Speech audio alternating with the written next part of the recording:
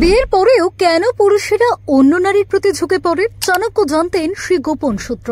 স্ত্রী থাকা সত্ত্বেও পুরুষের মন চলে যায় অন্য নারীর দিকে। চাণক্যের ভবিষ্যৎবাণী কি সত্যি? ভালোবাসা না থাকলে সম্পর্ক ভাঙে, কিন্তু আকর্ষণ কাকে বলে বুঝিয়েছেন আচার্য চাণক্য। মনটা কি অন্য মহিলার দিকে আকৃষ্ট হতে চায়? শুধু ভুল বয়সে বিয়েই নয়, সন্তানের পরও বাড়ে দূরত্ব। চাণক্যের কথায় মিলল ব্যাখ্যা।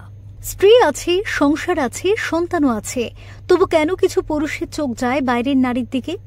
এ কি কেবলই শরীরী আকর্ষণ, নাকি এর পিছনে লুকিয়ে আছে বহু পুরনো কোনো মনের জটিলতা? এই প্রশ্ন বহু নারীর মনে দীর্ঘদিনের যন্ত্রণা। আর এই রহস্যের জবাব নাকি লুকিয়ে আছে 1000 বছর আগের একজন অর্থনীতিবিদের কথায়। হ্যাঁ, চাণক্য তার নীতিশাস্ত্রে আগেই বলে গিয়েছিলেন কিভাবে বিবাহিত পুরুষের মন ছুটে যায় অবৈধ আকর্ষণের দিকে। আর কেন যায়, এই সত্য জানলে আপনিও অবাক হবেন। মনোবিদরা বলেন, প্রেম করে বিয়ে হোক বা দেখে শুনে, বিয়ের কিছুদিন পর অনেক পুরুষ মানসিকভাবে অন্য নারীদের প্রতি আকৃষ্ট হন।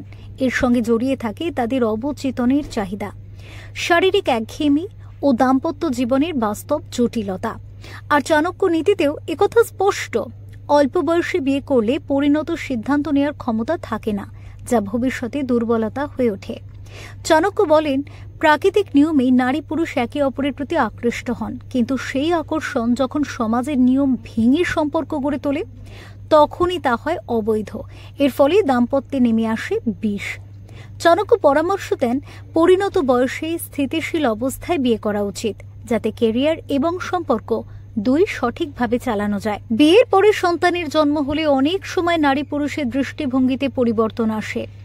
স্ত্রী বেশি মনোযোগ দেন সন্তানের দিকে, স্বামী তখন একাকিত্ব বোধ করেন। যদি সেই সময় দাম্পত্যের শারীরিক ও মানসিক যোগাযোগের অভাব হয়, তবে দূরত্ব তৈরি হয়। তখনই একজন পুরুষ বাইরে অন্য কারো কোমল স্পর্শ বা শ্রদ্ধা খোঁজেন। তবে চাণক্য স্পষ্ট বলেন, সব সম্পর্কের মূল ভিত্তি বিশ্বাস এবং পারস্পরিক সম্মানবোধ।